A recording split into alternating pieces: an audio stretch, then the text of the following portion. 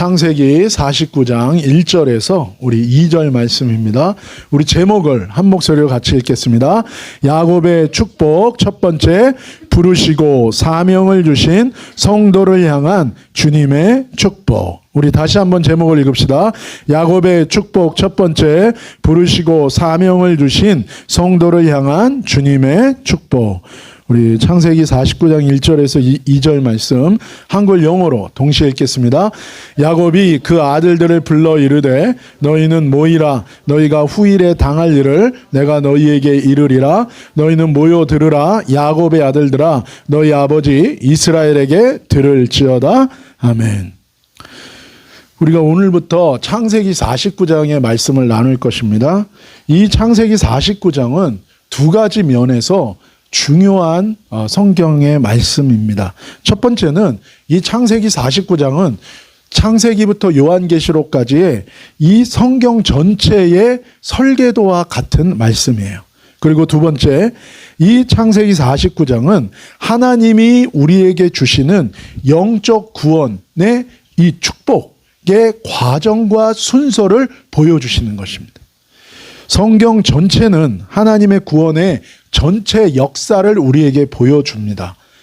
이 창세기 49장은 이 성경 전체가 말씀이 세상의 역사 속에서 어떻게 하나님의 구원이 이루어질지를 보여주는 핵심적인 이 요약적인 설계도와 같다는 것입니다.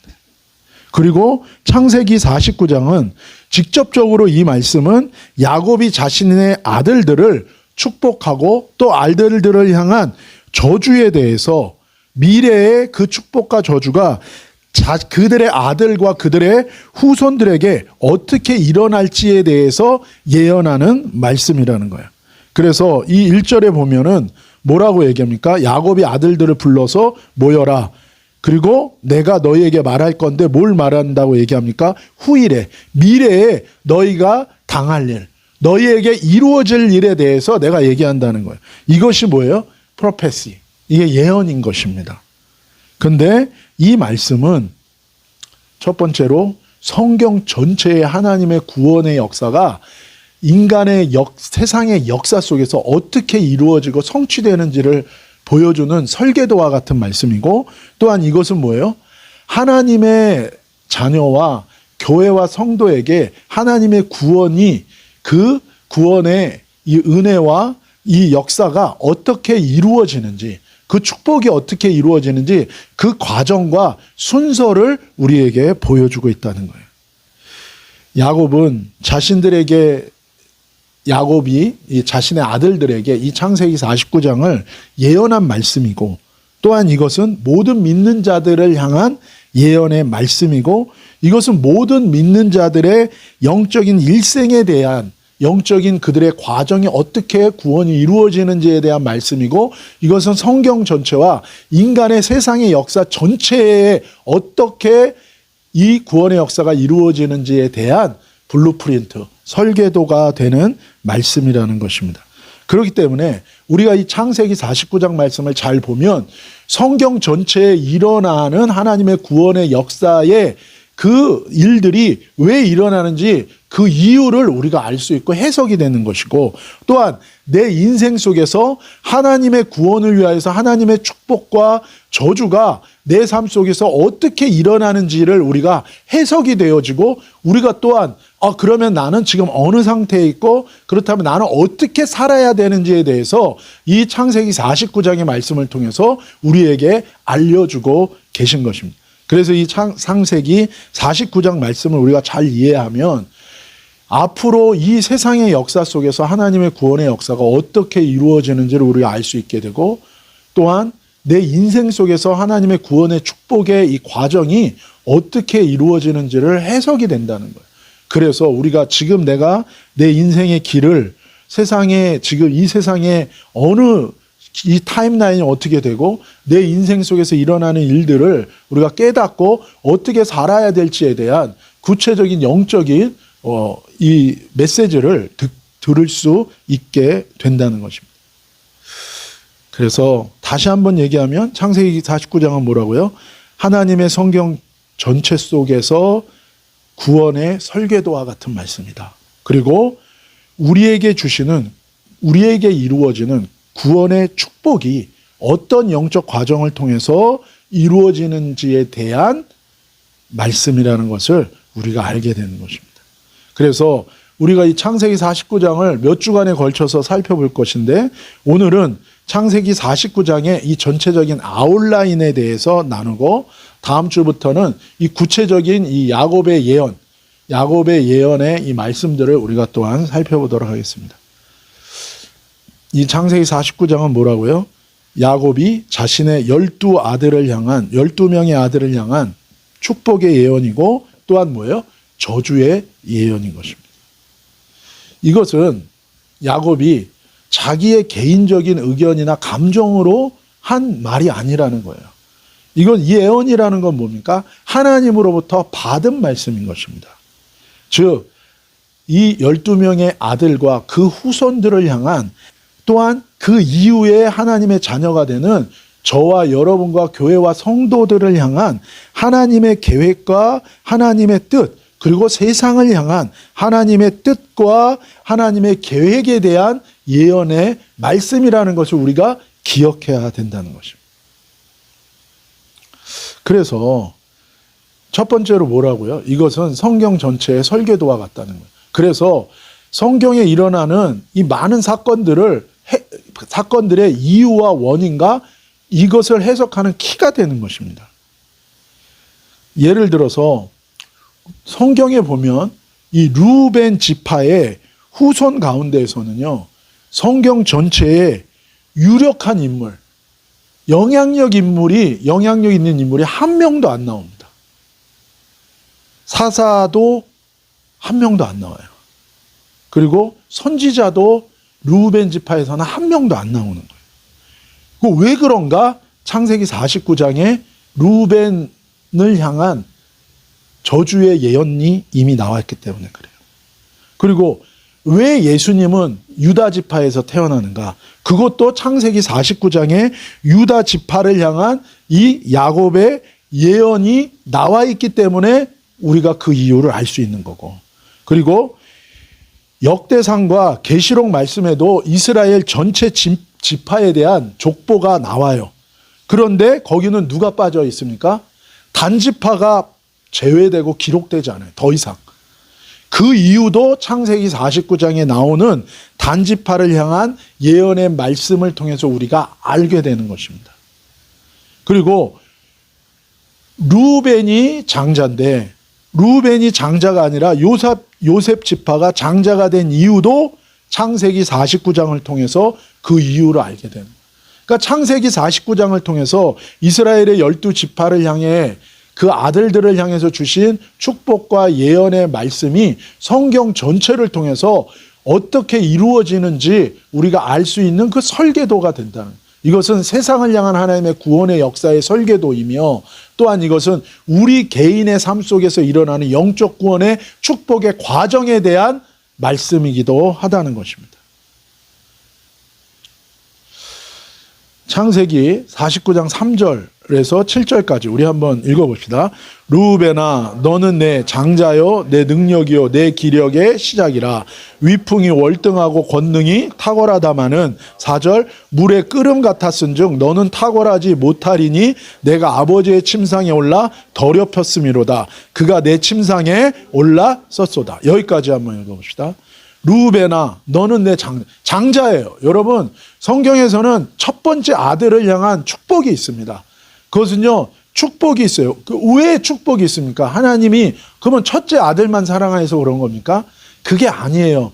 첫째 아들은 그 집안을 향한 하나님이 주신 사명을 감당해야 되는 사명이 있는 게 부르심이.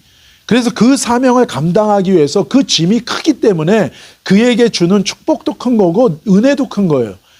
그것은 뭐예요? 책임이 크다는 거예요. 그래서 더 큰 능력과 축복을 주는 거지, 결코 그것이 져야 될 짐이 많으니까 힘을 더 준 거예요. 공평하지 않아서가 아닙니다. 우리가 달란트 비유에서도 보면 알죠? 한 달란트 받고 5달란트, 10달란트 받았잖아요. 그러면 10달란트 받은 사람은 잘나서 그런 게 아니라는 거예요. 그냥 그 인생을 향해서 감당해야 될 분량이 10달란트인 거예요. 그러면 1달란트 받은 사람은 10달란트 받은 사람보다 못한 겁니까? 아니에요. 그냥 그 인생을 향해서 하나님이 요구하는 건 그냥 1달란트인 거예요. 그러면 10달란트를 받아서 그 은혜와 축복을 받아서 10달란트만큼의 사명을 감당하는 사람이 또 10달란트를 남긴 것과 1달란트의 사명과 부르심이 있는 사람이 1달란트를 남긴 것과 그 나중에 상급은 똑같다는 거예요. 똑같다. 단지 부르심이 다른 거예요. 그런데 우리는 항상 비교하고 시기하고 질투하는 거예요. 여러분, 어떤 사람은 나보다 더 많은 능력을 받을 수 있어요. 왜냐하면 사도 바울도 얘기했죠. 하나님의 집에는 다양한 그릇이 있다고요. 질그릇도 있고 그 다음에 뭐예요? 보배로운 그릇도 있다는 거예요. 은그릇, 금그릇도 있다는 거예요. 그거는 토기장이 만든 사람, 창조주의 마음이라는 거예요. 내 인생도 마찬가지예요. 그냥 내 인생에는 나의 캐파가 있을 수 있어요. 그것이 나의 인생을 향한 하나님의 부르심이고, 하나님은 결코 다른 사람과 비교해서 왜 나는 저 사람보다 이쁘지 않아, 저 사람보다 나는 왜 키가 작아, 저 사람보다 나는 왜 안 똑똑해, IQ가 그런 거 말할 필요가 없다는 거예요. 그래서 어떤 핸디캡을 가진 사람이라도 그 사람 모든 사람들은 다 뭐예요? 가치 있는 사람이고 소중한 사람이라는 거예요. 그 사람을 통해서 하나님이 이루고자 하신 하나님의 뜻이 있다는, 그것을 발견하고 거기에 집중하고 하나님을 우리가 구하고 찾을 때 하나님이 우리를 도와주시고 우리를 공급하시고 우리를 인도하셔서 내 인생을 향한 하나님의 부르심을 성취할 수 있도록 모든 것을 축복하시고 은혜를 주신다라는 것입니다. 어쨌든 느후베는 장자였어요. 그래서 하나님이 뭐예요? 능력을 줬고 기력의 시작이라 그 장자로서 받는 어드밴테이지와 베네핏이 있었던 거예요. 위풍이 월등하고 권능이 탁월했어요. 하나님으로부터 장자이기 때문에 받은 게 많았다는 거예요. 그런데 그는 망했습니다. 왜요? 4절에 물에 끓음같이 그 인생에 펄펄펄펄 끓는 게 있었어요. 뭐가 끓었습니까? 음란과 정욕이 끓은 거예요. 그래서 결국 탁월하지 못했다. 무슨 얘기입니까? 받은 은사, 은혜와 축복은 많았는데 결국 그는 자신의 음란과 정욕 때문에 자기 욕심을 따라서 사는 것 때문에 그는 하나님의 은혜에 합당한 삶을 못 살았다는 거예요. 받은 축복을 다 까먹는 인생이 됐다는 것입니다. 그래서 그는 어떤 행동을 했습니까? 아버지의 침상에 올라 더럽혔다는 거예요. 그가 내 침상에 올라왔다. 무슨 얘기입니까? 자기의 다른 엄마, 아버지는 같은데 엄마가 다른 거예요. 다른 엄마. 그 엄마를 성적으로 범한 거예요. 빌하를. 성적으로 범한 거예요. 그래서 그가 저주를 받은 거죠. 그래서 은혜를 많이 받았지만, 축복을 많이 받았지만, 그 자신의 끓어오르는 정욕과 그 음란에 사로잡힌 삶을 사는 거예요. 그리고 죄를 짐으로 말미암아 그가 받은 모든 놀라운 탁월한 은혜를 축복을 받았지만 그의 인생은 탁월하지 못하고 그냥 망했다는 거죠. 저주를 받았다. 이것이 우리의 인생을 향한 모습이에요. 예수님을 만나지 않으면 우리는 뭐에 사로잡혀 삽니까? 정욕에, 육신의 정욕, 안목의 정욕에 사로잡혀요. 우리가 주님을 만났음에도 불구하고 날마다 말씀과 기도로 주님을 내 마음으로 주님을 향하지 않으면 우리는 죄의 정욕에 사로잡히고 우리가 죄를 짓고 사단의 유혹에 우리는 쓰러질 수밖에 없다는 거예요. 그리고 우리 5절과 6절, 7절을 읽읍시다. 시작. 시므온과 레위는 형제요, 그들의 칼은 폭력의 도구로다. 내 호나 그들의 모의에 상관하지 말지어다. 내 영광아 그들의 집회에 참여하지 말지어다. 그들이 그들의 분노대로 사람을 죽이고 그들의 혈기대로 소의 발목 힘줄을 끊었음이로다. 그 노여움이 혹독하니 저주를 받을 것이요 분기가 맹렬하니 저주를 받을 것이라. 내가 그들을 야곱 중에서 나누며 이스라엘 중에서 흩으리로다. 이 시므온과 레위는 왜 저주를 받았습니까? 일단은 여러분, 아브라함의 후손이고 야곱의 후손으로, 이스라엘의 후손으로 태어난 것은 무엇입니까? 그 자체가 축복인 거예요. 근데 왜 이들이 축복이 아니라 이들의 삶에 일어날 일들은 저주라는 겁니까? 왜 그런 거예요? 이들이 혈기와 분노로 살았다는 거예요. 혈기와 분노로 살았다는 거예요. 여러분, 혈기에 사로잡히고 분노에 사로잡혀 살잖아요. 그 인생 망하는 것입니다. 당연히 축복을 받을 존재인데 망하는 거예요. 여러분, 이게 인간의 모습이에요. 하나님이 인간을 어떻게 만들었어요? 이미지 오브 갓. 하나님의 형상을 따라 만들었어요. 하나님처럼 만들었어요. 하나님처럼 만들었으면 뭐예요? 하나님처럼 탁월한 게 인간이에요. 탁월한 열매를 맺어야 돼요. 하나님처럼 거룩하고 사랑이 충만한, 하나님을 사랑하고 이웃을 사랑할 수 있는 게, 아름다운 인생을 사는 게, 사랑하는 인생을 사는 게 인간인 거예요. 그런데 인간은 타락해서 예수님을 만나기 전에 어떤 상태인 겁니까? 정욕에 사로잡힌 음란한 상태고, 혈기와 분노에 사로잡혀서 상처받고 상처를 주고, 그래서 복수하고, 그래서 미워하는 이 상태인 거예요. 그러니까 이게 어떤 상태예요? 저주받은 상태인데, 예수님 만나기 전에 우리의 영적 상태를 얘기하는 거예요. 원래는 하나님처럼 놀라운 탁월한 능력과 하나님처럼 놀라운 사랑의 풍성한 아름다운 마음이 가득했던 인간이 죄를 짓고 타락하면서 어떤 영적 현실로 출발합니까? 음란과 정욕과 혈기와 분노로 저주받고 하나님과 끊어진, 어둠에 갇힌, 사단에 노예된 이 영적 상태와 영적 현실로 출발하는 것이 우리의 삶의 출발인 것을 보여주고 있다는 것입니다. 창세기 49장 8절에서 12절 시작. 유다야, 너는 내 형제의 찬송이 될지라. 내 손이 내 원수의 목을 잡을 것이요 내 아버지 아들들이 내 앞에 절하리로다. 유다는 사자 새끼로다. 내 아들아, 너는 움킨 것을 찢고 올라갔도다. 그가 엎드리고 웅크림이 숫사자 같고 암사자 같으니 누가 그를 범할 수 있으랴. 규가 유다를 떠나지 아니하며 통치자가 지팡이가 그 발사이를 떠나지 아니하기를 실로가 오시기까지 이르리니 그에게 모든 백성이 복종하리로다. 그의 나귀를 포도나무에 매며 그의 암나귀 새끼를 아름다운 포도나무에 맬 것이며 또 그 옷을 포도주에 빨며 그의 복종을 포도주에 빨리로다. 그의 눈은 포도주로 인하여 붉겠고 그의 이는 우유로 말미암아 희리로다. 아멘. 이 유다 지파를 향한 축복의 예언의 말씀이에요. 여러분, 이것은 무엇입니까? 앞에서 얘기한 루벤 지파와 레위 지파와 그렇게 같이 그렇게 타락한 우리의 영적 상태, 그 영적 상태에서 우리가 태어난 거잖아요. 시몬, 루벤과 시몬과 레위. 그런데 그 다음에는 우리 인생에 어떤 축복이 옵니까? 예수 그리스도로 말미암아 구원의 축복이 와요. 그래서 유다 지파는 뭐예요? 예수님이 오시는 그 역할에 하는 축복이 있는 거예요. 그래서 예수님이 어느 지파에서 태어나요? 유다 지파에서 태어난 것이고, 또한 우리 인생에서 영적인 어두움과 저주와 분노와 정욕에 사로잡힌 그 영적 현실 다음에 우리에게 주시는 영적인 축복은 뭡니까? 그런 우리를 그 죄의 저주에서 건져주시고 그 죄에서 끊어주시는 거예요. 그것이 바로 뭐예요?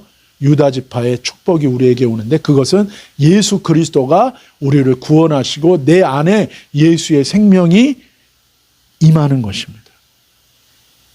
그래서 유다 지파에서 왕이 일어나서 왕위가 이어지다가 실로, 진정한 실로가 뭐예요? 실로라는 것은 평화를 의미하는, 평화의 왕이신 하나님과 우리 사이의 죄로 인하여 관계가 깨졌는데 그 관계가 평화롭게 회복되는 예수님이 십자가의 죽으심으로 가능한 거고, 또한 우리가 사람과의 사람 관계가 다 깨지는데 예수 그리스도로 말미암아 그 관계가 회복되는 평강의 왕이신 메시아 구원자 예수님이 오셔서 우리에게 복을 줄 것이라고 얘기합니다. 그런데 몇 가지 복을 준다고 얘기합니까? 3가지 복을 준다는 거예요. 예수님을 통해서 구원받고 거듭난 사람에게 3가지 복이 임한다는 거예요. 첫 번째는 무엇입니까? 안식이에요. 안식. 두 번째는 뭐예요? 희락, 기쁨. 그다음에 세 번째는 뭐예요? 건강의 축복이 임한다는. 첫 번째는 뭐예요? 안식. 첫 번째 안식은 죄로부터의 안식인 거예요. 여러분, 죄에 매이고 정욕에 매인 사람은 쉬지를 못해요. 그래서 여러분 뭐라 그래요? 중독이라 그러는 거예요. 성 중독, 마약 중독, 도박 중독. 이 중독에 빠진 사람들은 어떻게 됩니까? 쉬지 못하고 계속 그걸 해야 되는 거예요. 나중에는 어떻게 돼요? 술 중독, 알코올 중독 빠진 사람은 어떻게 돼요? 처음엔 자기가 좋아서 술을 먹는 것 같지만 나중에 뭐예요? 술이 나를 먹는 거예요. 내가 그 술을 먹지 않으면 견딜 수가, 완전히 거기에 사로잡힌 거예요. 그래서 뭐예요? 그렇게 평강이 없는 거예요. 그런데 예수님을 만나면 뭐예요? 이런 노예된 삶에, 죄의 노예, 또한 사단의 노예, 그리고 모든 중독에 노예된 내 삶으로부터 나를 건져주시고 비로소 내가 뭐예요? 그런 거 안 해도 자유케 되는 그런 안식이 온다는 거예요. 쉼이 온다는 거죠. 그 다음에 두 번째, 예수님을 만나고 거듭난 사람에게 주시는 두 번째 축복은 뭐라고요? 희락, 기쁨이 오는 거예요. 평안하고 이제 드디어 뭐예요? 기쁨이 오게 되는 기쁨. 그래서 이 기쁨은 뭐예요? 하나님을 기뻐하고, 그리고 뭐야? 하나님이 나에게 주신 모든 것 가운데 기쁨이 오는 기쁨. 슬픔이 멀리 떠나가는 거예요. 어떤 고난 속에서도 하나님으로 인한 기쁨과 소망이 넘치는 인생으로 바뀐다는 것입니다. 그게 구원받은 거듭난 자에게 주시는 거예요. 그 다음에 세 번째 축복은 뭡니까? 건강을 주신다는 거예요. 뭐 어떤 건강일까요? 몸도 회복되고 뭐예요? 영적인 건강이 온다는 거예요. 그 영이 어둡고 그 영이 뭐예요? 눈이 멀고 그 영이 날마다 고통 가운데 있는 게 아니라 영이 뭐예요? 이제는 성령이 우리 영 안에 들어오셔서 우리 영이 평안하고 건강해지는 거예요. 그래서 또 우리 몸의 질병들도 치유해 주시고 회복시켜요. 그래서 이사야서 53장에 예수님의 보혈은 뭐예요? 우리를 치유하시고 우리에게 영적인 또한 우리 몸에 우리의 정신에 건강을 주시는, 이것이 실로 평강의 왕이신 메시아 구원자 예수님 안에서 우리가 받고 누리게 되는, 구원받은 사람이 누리는 세 가지 축복이라는 거예요. 이것을 창세기 49장을 통해서 예언하는 거예요. 그러니까 예수님 만나기 전에 영적 상태가 누구예요? 루벤과 또한 시몬과 레위의 상태였었고, 이제 유다는 뭐예요? 예수님 만났을 때 거듭난 상태고 구원의 상태고 구원받은 자에게 임하는, 예수님 때문에 구원받은 자에게 임하는 세 가지 영적 축복을 설명하는 것입니다. 그리고 그 다음에 이제 스불론과 이사가를 향한 예언의 축복이 나오는데, 이 스불론과 이사가는 뭐예요? 이제 그렇게 예수님 만나서 축복받은 사람에게는 사명이 있다는 거예요. 그러니까 여러분, 이게 우리가 금요일 날 나누는 베드로전서 말씀하고도 똑같은 것입니다. 우리가 예수님을 만나서 거듭난 자들에게는 뭐예요? 은혜와 축복이 임하는 거고, 은혜와 축복이 임한 사람은 이제 뭐예요? 사명이 있다는 거예요. 어떻게 살아야, 무엇을 위해 살아야 되느냐, 이 똑같습니다. 이제 스불론의 예언의 축복을 얘기하고 이사갈의 예언의 축복을 얘기하는데, 이것은 사명에 관한 것입니다. 사명. 그래서 창세기 49장 13절 시작. 스불론은 해변에 거주하리니 그것은 뱀에는 해변이라 그의 경계가 시돈까지 이루리로다. 그러니까 이건 뭐예요? 스불론의 사명은 나가는 사명이에요. 이스라엘 땅에 머무는 게 아니라 이제는 뭐예요? 거듭나서 은혜를 받으면 나가게 돼 있다는 거예요. 밖으로. 이게 어떤 사명입니까? 전도의 사명이고, 이것이 선교의 사명인 거예요. 그래서 진짜 거듭나고 예수님 만나서 구원의 은혜를 받은 사람, 그 축복을 받은 사람 어떻게 됩니까? 두 가지가 근질근질합니다. 어디가 근질근질해요? 처음에 입이 근질근질해. 여러분, 재미있는 영화만 봐도 어떻게 돼요? 사람들한테 드라마만 봐도 뭐예요? 얘기하지 않고는 못 견디잖아요. 내가 뭔가에 감동을 받은 영화가 있어. 사람을 만나서 얘기하는 것처럼 정말로 예수 그리스도의 구원의 은혜와 축복을 받은 사람은 입이 근질근질해요.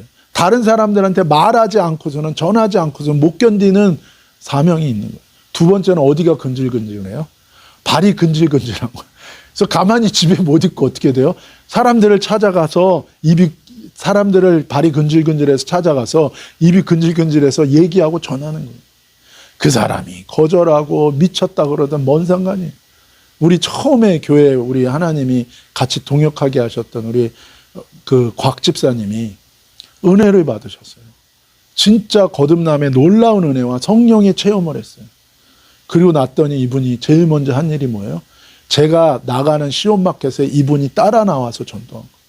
그 전에 절대 이분 안 나갑니다. 부끄러워하고 이분 안 나올 뿐이에요.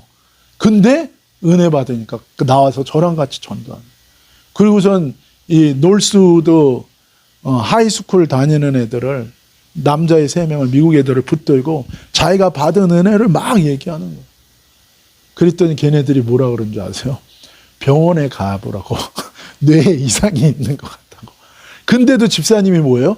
그런다고 멈추질 않는 거예요. 옛날에 그런 소리면 아니 조그만 놈들이 어른한테 복음을 좋은 얘기를 해줬는데 거기다 대고 좀 병원에 가야 될 것 같다고 뇌에 이상이 있는 것 같다. 그런 얘기 들으면 기분 좋겠어요? 근데 집사님이 은혜를 받으시니까 it doesn't matter. 계속 얘기하는 만나는 사람마다 얘기 만나. 이 교회를 그 집사님이 얻은 거예요. 장소를. 원래는 레드힐에 터스틴의 레드힐에 있는 데 있었어요. 그래서 거기서 이사 가라 그래가지고 장소가 없는 거예요. 진짜 얼바인에 있는 교회랑 교회는 다 찾아갔어요. 그러다가 집사님이 어떻게 여기를 안 거예요.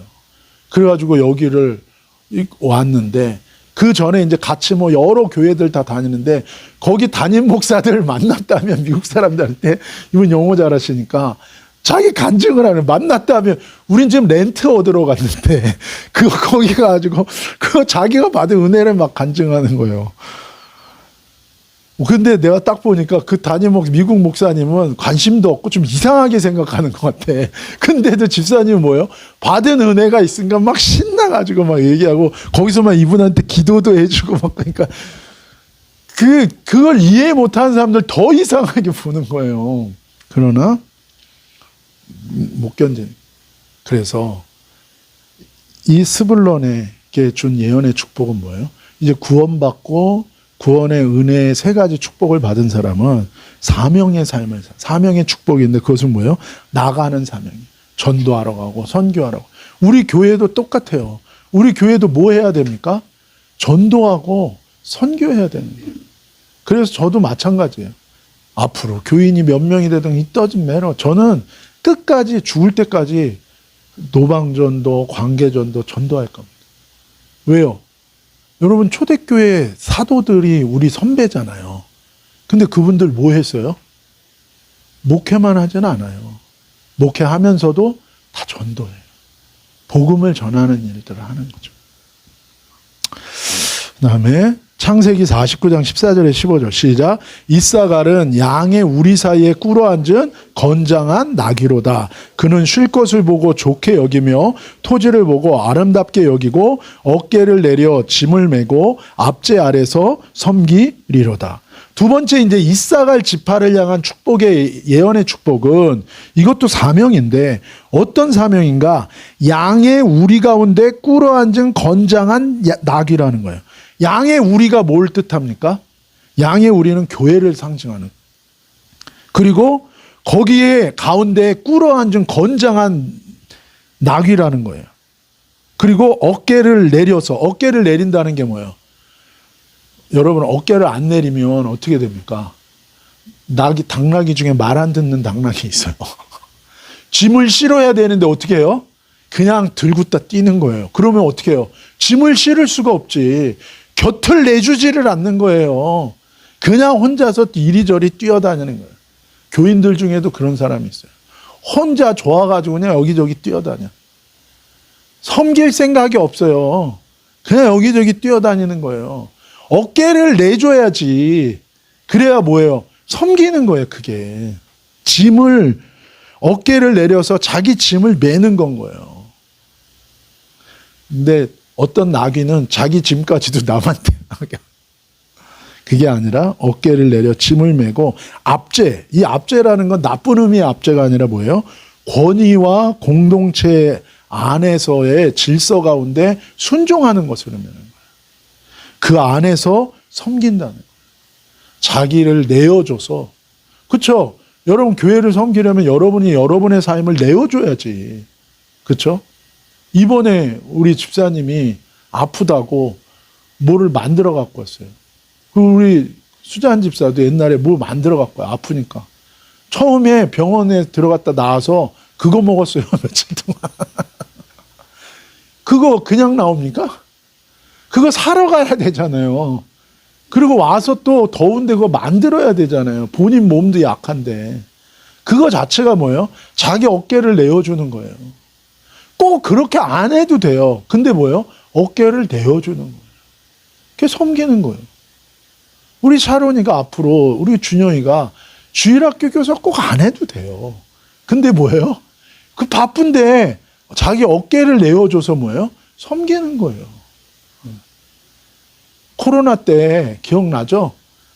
시에나 뒤에 편편하게 만들어서 목사님이랑 같이 라면 끓여 먹고 떡볶이 먹으면서 성경 공부했잖아요. 근데 그렇게 어깨를 내어주는 거예요. 어깨를. 그래서 이사갈의 사명은 무엇입니까? 양의 우리 교회 안에서 자기 어깨를 내어주고 압제 아래에서 권위와 공동체 질서 아래에서 뭐예요? 순종하고 헌신함으로 섬기는 사명이 있는 것.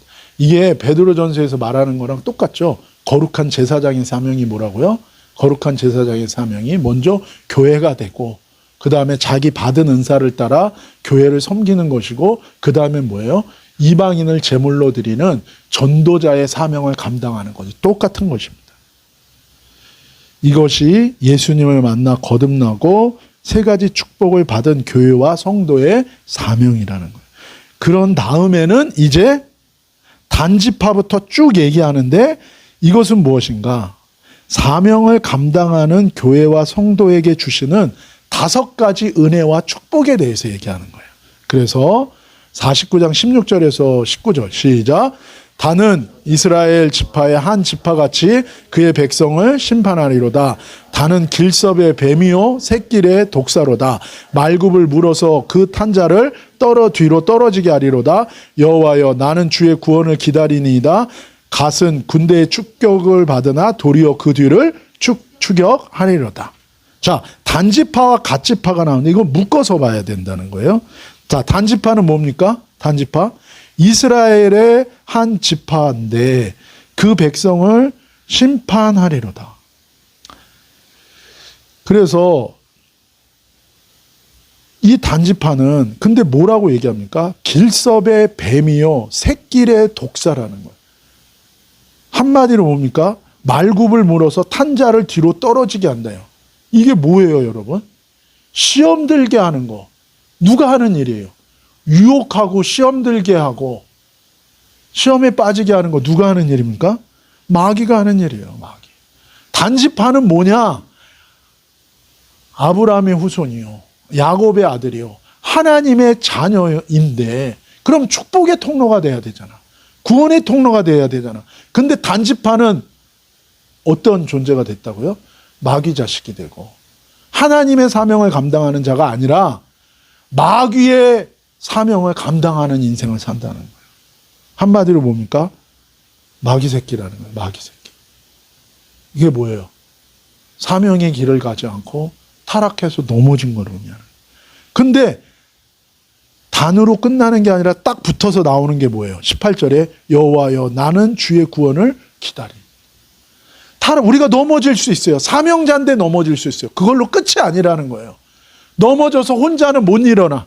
자기 힘으로는 못 일어나. 그래서 뭐라고 부르짖는 거예요? 여호와여 나는 주의 구원을 기다리라. 삼손처럼 여호와여 나는 주의 구원을 기다리라. 그랬더니 뭐예요? 19절 갓은 군대의 추격을 받으나 도리어 그 뒤를 추격하리라. 사단에게 쫓기는 인생이 된 거예요. 근데 이제는 뭐예요? 사단을 이기고 영적으로 이기고 오히려 뭐예요? 사단을 쫓고 쫓아가는 승리해서 뒤를 쫓는 진압하는 그런 존재가 된다. 무엇입니까? 단이 타락했지만 갓을 통하여 회복시켜주는 은혜를 의미하는 거예요. 이것이 왜 축복입니까? 사명을 감당해야 되는 부르심이 있는 교회와 성도는 넘어질 수 있어요. 타락할 수 있어요. 시험에 들 수 있어요. 하지만 그것이 끝이 아니라는 거예요. 하나님이 그 사명자는 뭐를 해준다는 거예요? 다시금 구원해 주시고 회복시켜 주시는 은혜가 있다는 거예요. 대한민국도 마찬가지입니다. 대한민국이 난리도 아니에요.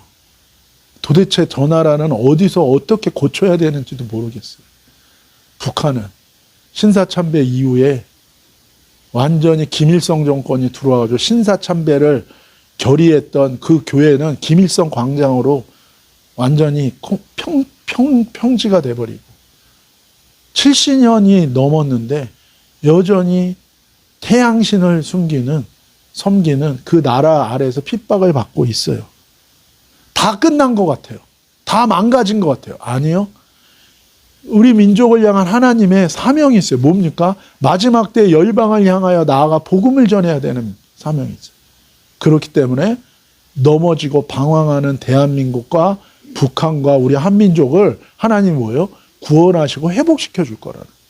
여러분 70년이 지났는데 끝난 거 아니에요? 아직도 북한에 가면 지하교회가 있는 성령의 역사가 있어요. 여호와여 주의 구원을 기다립니다. 그리고 하나님 뭐예요? 너가 군대의 추격을 받았고 이건 한마디로 포위당하고 짓밟혔다는 거예요. 그러나 나는 너에게 회복을 주어서 너를 짓밟았던 그 사단 마귀의 그 세력을 오히려 네가 뭐예요? 이기고 뒤를 쫓는 자가 될 것이다. 승리함으로. 그래서 이것이 사명 부르심을 받은 사명이 있는 교회와 성도를 향하여 하나님이 주시는 첫 번째 축복이라. 우리는 넘어져도 사명 있는 자는 하나님 뭐예요? 다시금 기회를 주시고 다시금 일으켜 주신다는 것입니다.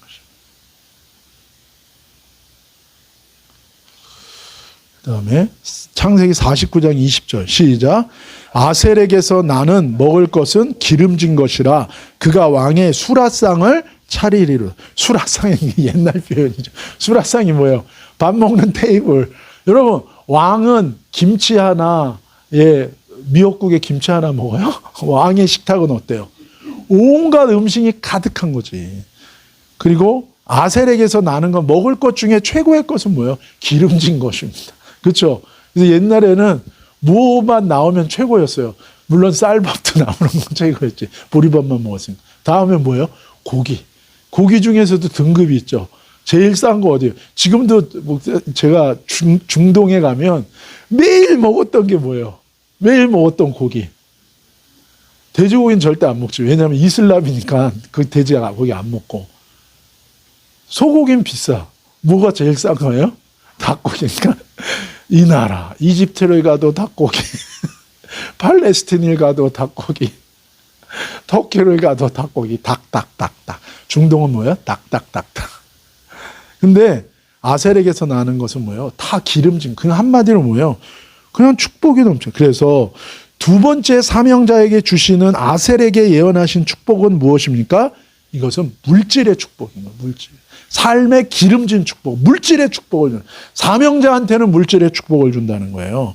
그래서 누굽니까? 아브라함 사명자였잖아요. 아브라함 축복을 주셨어요. 물질의 축복.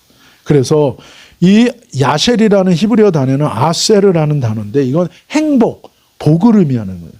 그래서 이 창세기 49장 20절에 아셀의 축복을 향한 복은 영적인 복이 아니죠. 뭐예요? 다 먹고 배부른 복인 거예요.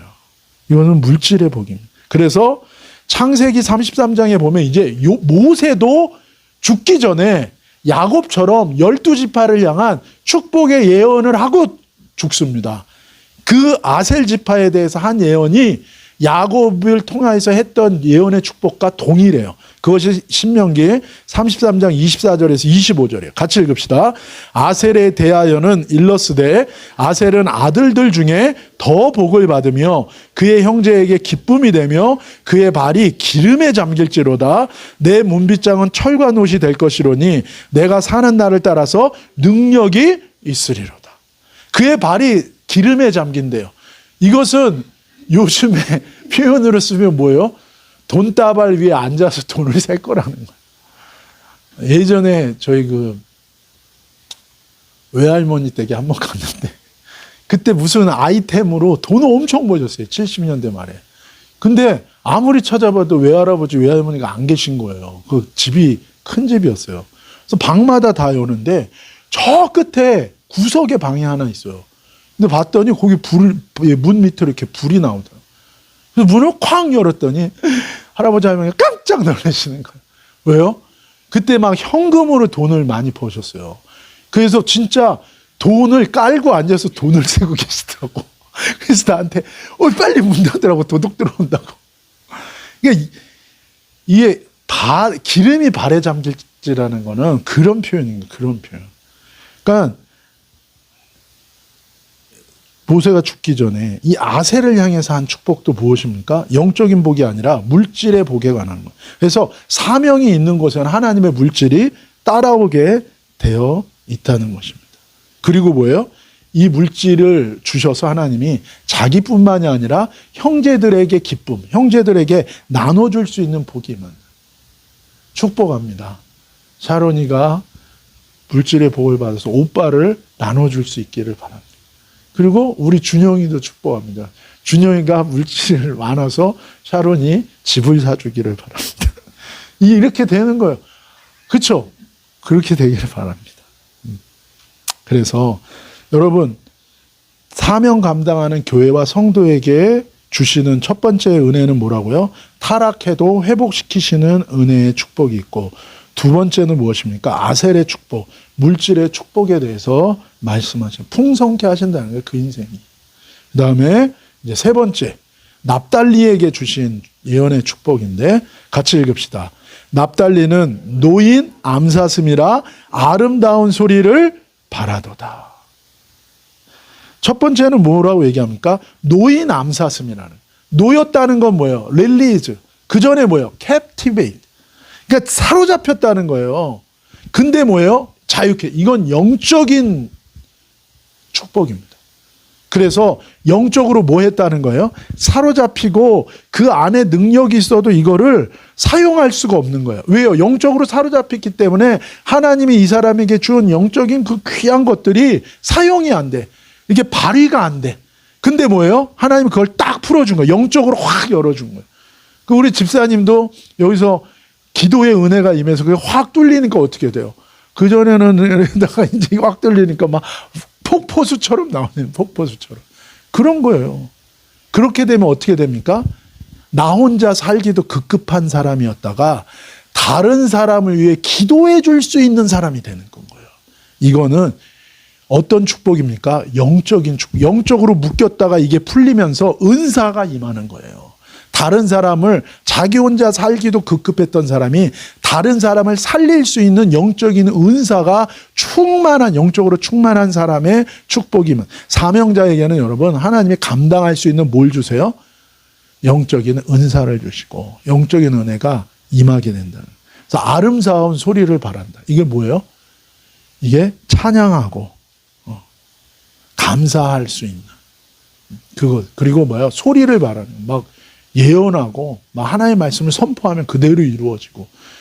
전에는 뭐야? 꽁꽁 묶여가지고 소리도 안 나와. 근데 이제는 뭐야? 영적으로 확 풀어지고 영적으로 열리니까 뭐예요? 막 다니면서 자기 혼자도 막 왜 사니? 그러면은 뭐 그러다가 이제는 뭐예요? 막 사람들한테 막 축복하고 선포하고 막 이렇게 돼. 그럼 막 하나님을 높이고 찬양. 이렇게 바뀐다는. 이렇게 바뀐. 저도 예수님 만나기 전에 뭐예요? 인생 사는 거가 재미가 없었어요. 우울하고. 그때 제가 곧 중학교 3학년 때 찍은 증명사진이 있어요. 진짜 내가 봐도 제가 원래 눈이 크거든요. 근데 그때 사진 보면 눈이 정말 작아. 왜 그럴까요? 예수님 믿고 갑자기 눈알이 커졌을까? 그게 아니라 뭐예요? 그냥 찡그리고 있는 거야. 그러니까 사진을 찍었는데 눈이 작은 거야. 근데 그 다음에 예수님 만나고 고등학교 2학년 때 찍은 사진 보면 눈이 왕방울처럼 커요. 왜요?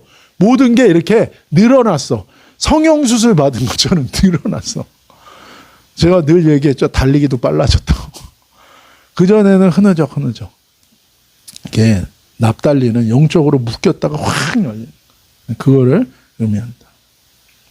그러니까 우울했던 제가 막 버스, 전철 이런 데 막 타가지고 4호선 타가지고 막 사람 엄청 많았는데 예수님이 여러분을 사랑하시고 옆에 있던 아저씨가 으아! 막 깜짝 놀라고 막 버스 타가지고도 여러분 하나님이 30번 30-1번 북가자동 가는 거 161번 동덕여대 앞에서 타면 그때 대학생 누나들이 있는데 거기서 막 한쪽 누나는 막 욕하고 시끄럽다 그리고 한쪽 누나는 그래도 멋있잖아 막 그리고선 이제 이게 고려대학교 이공대 앞에서 한 번 더 거기서 한번 고려대생들이 쭉 타요. 그러면 그때 이제 그 다음 정거장에서 제가 내려요. 종암동, 그러니까 안암동에서. 근데 이제 거기서 또 한 번 하는 거예요. 시커먼 고려대생들이 막. 거기서는 이제 얼른 그 다음 정거장에 내리면 되니까. 1호선에서 하면 그때 1호선이 엄청 길어. 11개인가 그래. 그럼 저쪽 끝에서 한 칸씩 해. 그래서 11번을 딱 하잖아요. 그러면 노량진에서 타면은 그거 11개 딱 하면 의정부야.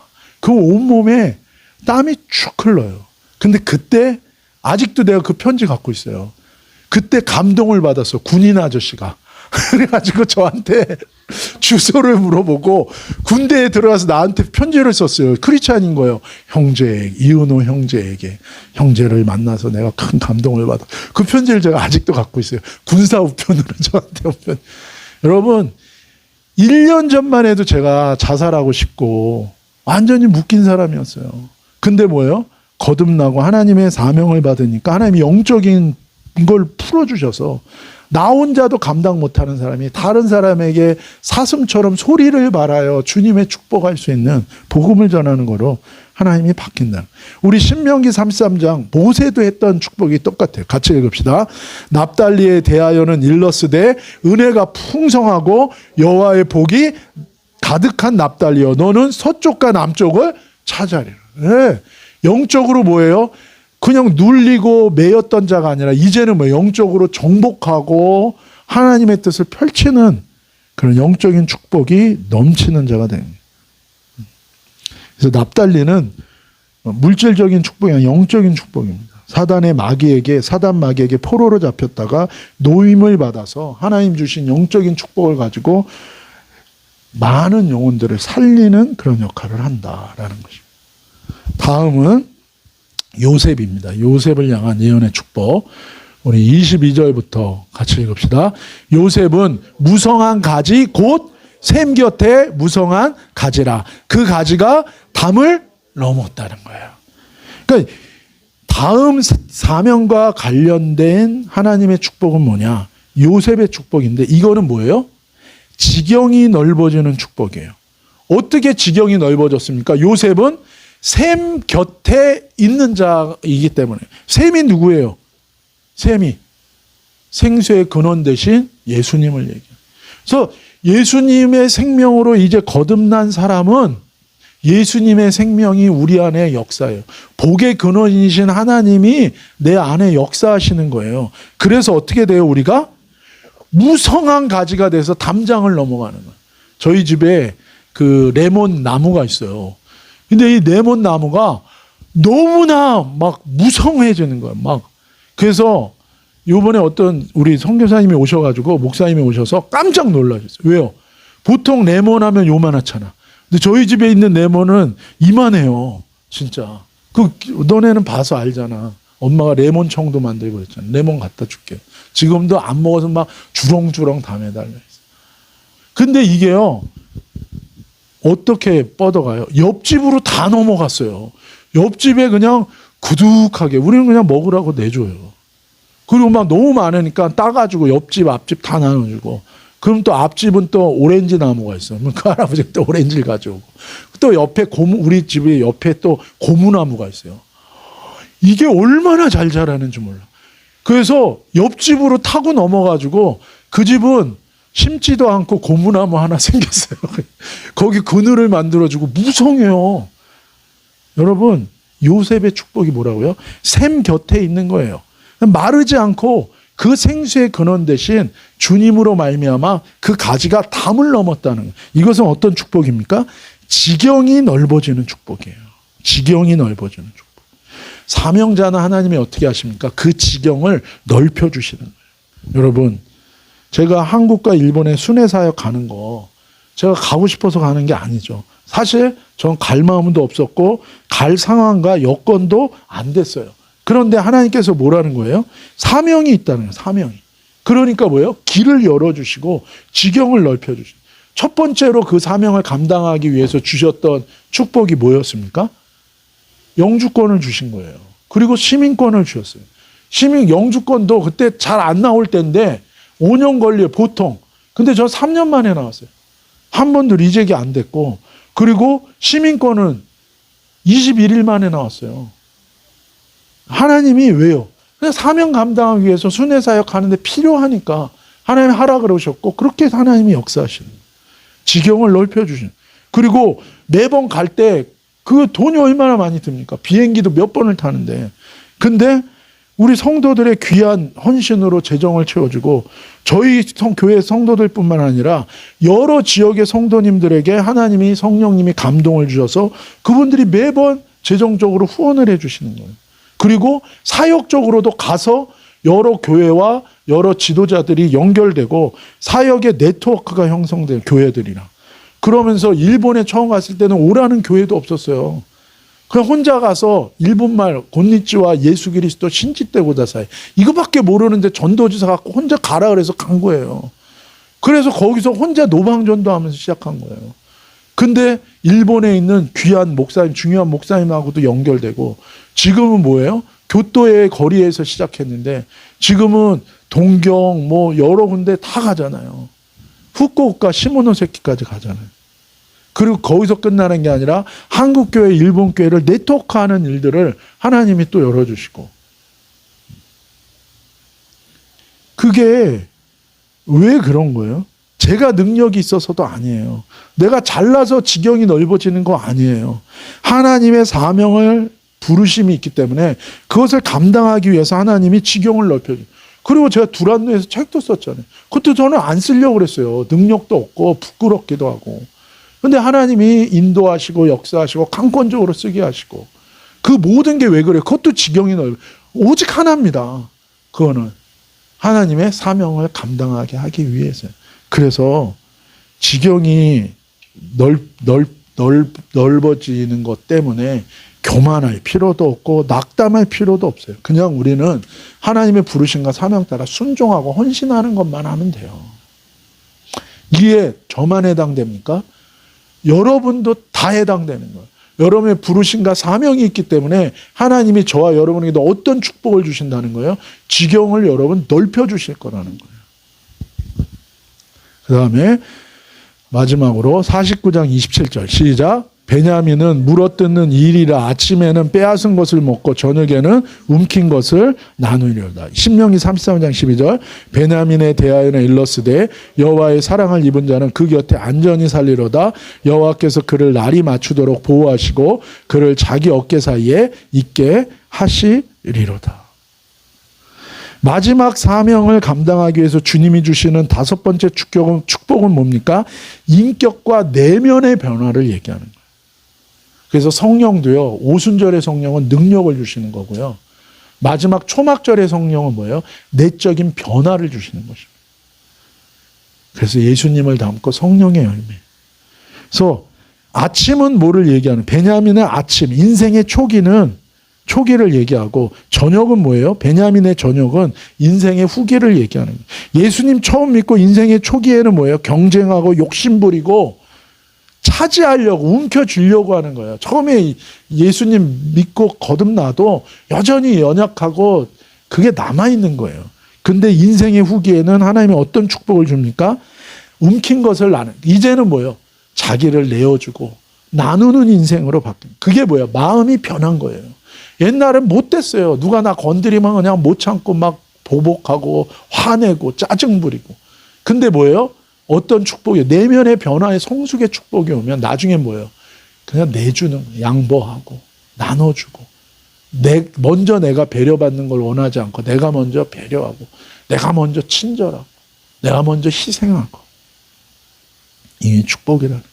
베냐민 지파의 실제 모습도 그랬어요. 사사기에 보면 뭐예요? 레위인의 부인을 강간하고 살해합니다. 그것 때문에 하나님의 심판을 받아서 지파 전체 남자가 씨가 말렸어요.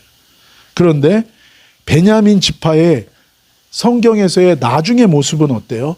이스라엘을 구원하는 자가 됩니다. 그래서 구약에서는 누가 나와요? 모르드게와 에스더가 이스라엘을 구원하잖아요. 하만의 괴계에서. 그 사람들이 베냐민 지파고, 또 신약에 오면 자기 민족뿐만 아니라 천하 만민을 구원하는 일을 한 사람이 누구예요? 사도 바울이에요. 사도 바울도 누굽니까? 베냐민 지파입니다. 베냐민. 이 예언대로 성경의 말씀 속에서 그대로 다 이루어지는 거고, 우리의 삶 속에서도 이 영적 축복의 과정이 그대로 이루어진다라는 거죠. 그래서 신명기 33장에도 뭐예요? 여호와의 사랑을 입은 자는 그 곁에 앉아요. 여러분, 천국에서의 상급의 두 가지가 뭐예요? 영광인 거예요. 하나님이 나눠주시는 영광이, 하나님과 같이 다스리는 그 권세가 해와 달과 별의 영광이 다른 것처럼 하나님의 그 권세도 다 달라요. 상급도. 두 번째는 뭐예요? 천국 하나님 보좌에서 얼마나 가까이 사느냐가, 그게 또한 상급인데, 베냐민은 처음에는 뭐예요? 자기 욕심을 따라 살다가 나중에는 성숙한 하나님의 마음을 품고 자기를 희생하는 삶을 살면서, 내어주는 삶을 살면서 어떻게 된다는 거예요? 하나님 보좌에 가장 가까이 사는 자가 될 거라는, 그 축복을 얘기하는 거죠. 사랑하는 여러분, 우리가 창세기 49장을 통해서 세상을 향한 하나님의 구원의 역사에 대해서 우리가 앞으로 살펴볼 것이고, 내 삶 속에서 사명자에게 주시는 이 하나님의 영적인 은혜와 축복에 대해서 나눌 것입니다. 여러분, 이 한 주간 우리가 주님께 귀를 기울입시다. 하나님의 말씀을 읽읍시다. 마음으로 주님을 찾고 또 찾으면서 우리 인생을 향한 주님의 은혜와 축복의 예언이 성취되는 삶이 되시기를 예수님의 이름으로 축복합니다. 기도하시겠습니다.